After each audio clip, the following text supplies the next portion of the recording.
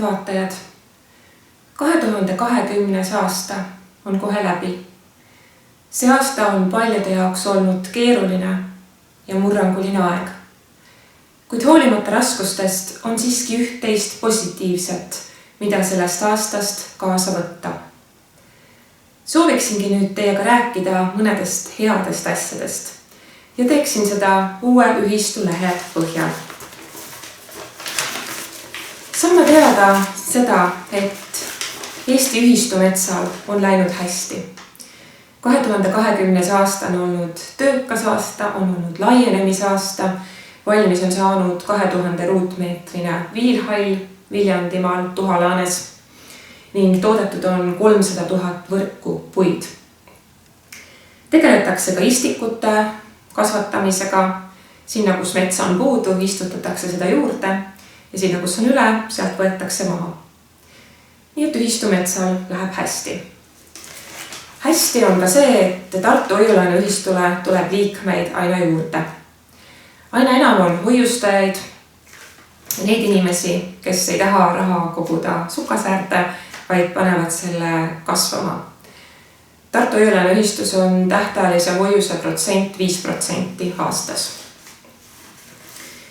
Esilehel on trükitud Andro Roosi tänukiri kõigile nendele Tartu Hoiu-laenu ühistu liikmetele, kes toetasid ja avaldasid oma meelt ning saatsid kirjad rahandusministrile ja peaministrile seoses siis Hoiu-laenu ühistu seaduse muutmise seaduse eelnõuga. Väga loodame, et meil on siiski demokraatlik riik ning et valitsus võtab rahvast kuulda. 2020. aastal sai edukalt peetud 10. ühistukonverents. Hoolimata piirangutest sai see tehtud ja rääkisin ühe tuttava naisega, kellele ühistukonverentsid alati meeldivad. Ja ta ütles seda, et seal on väga toredad inimesed, head ettekanded ning ta tunneb, et ühistukonverentsil hoolitsetakse tema kui osaleja eest hästi. Et pakutakse ikkagi ka süüa, kuuma jooki, pirukat ja see on inimese jaoks väga oluline. Me saame siit lugeda ka Monique butiigist. See on selline väike armas butiik Tartus Raekoja platsis, majas number 11. Naistel, kes sinna lähevad, on sinna ikka ja jälle asja. Sealt leiab erinevaid kleite, kampsuneid, mantleid, kotte väga erinevatele stiilidele ja erinevas suuruses. Seal on rõivaid ka suurematele suurustele. Ja hästi on ka see, et Monique butiigis tehakse õmblustöid. Nii et sinna saab minna näiteks oma olemasoleva rõivaga ja saab lasta see ümber kujundada. Et Monique butiigi disainer Monika Reinmets annab alati väga head nõu, kuidas siis mõnda vana asja uueks teha. Hästi on ka see, et Eesti ühistu majadel läheb ehitus edukalt. Tartusse aadressile Soinaste 47 on kerkimas uus Rida elamu. Veel selle aasta alguses oli see siis selline tondiloss, millest hea meelega eemale hoiaks. Nüüd on see tondiloss lammutatud ja Rida elamu kerkimas, peetud on juba ka salikapidu. Nii et varsti saavad sealsed korterid valmis ning lähevad müüki. Kellel on huvi omale kodu soetamise vastu, siis kindlasti tasub juba praegu vaatama minna, maakleriga ühendust võtta ja korter endale broneerida.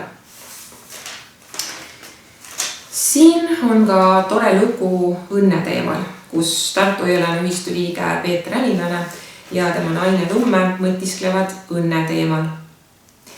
Loeksin siit mõned kohad ette. Peaksime püüdma igapäevaselt väärtustada seda, mis meil on. Pole mõtet teha probleemi sellest, mida ei saa muuta. Igaüks on ise oma õnnesepp, ütleb vanasõna ja nii see on. Kui õnn koputab uksele, tuleb ta sisse lasta. Kui poleks kurbi lahkumisi, siis ei oleks ka õnnelikke kohtumisi. Õnn koosneb siiski mitmest komponendist, hõlmates igapäevaseid rõõmuhetki ja suuremaid kordaminekuid elus. Kallid inimesed on õnneks olulised. Õnn on olla hoitud ja kaitstud. Ebaõnne ja kaotuste eest ei ole keegi kaitstud. Tähtis on see, kuidas antud olukorras toime tulla. Kuidas siis toime tulla, kui on tõeliselt raske ja lootusetuse tunne peale tuleb? Keerulistes olukordades hoiame pea püsti, tuletame meelde, et tark ei torma ning püüame leida veidi rõõmu. Ikka on abi heast muusikast ja tantsimisest. Toeks on alati hea kaaslane, kelle südamlik kallistus leevendab muremõtteid. Kindlasti peame meeles emade-isade ja vanaemade-vanaisade õpetussõnu ja elutarkust.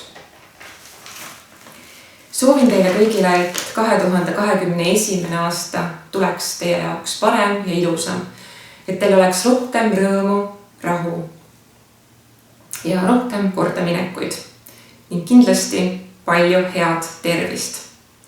Aitäh vaatamast ja kohtumiseni!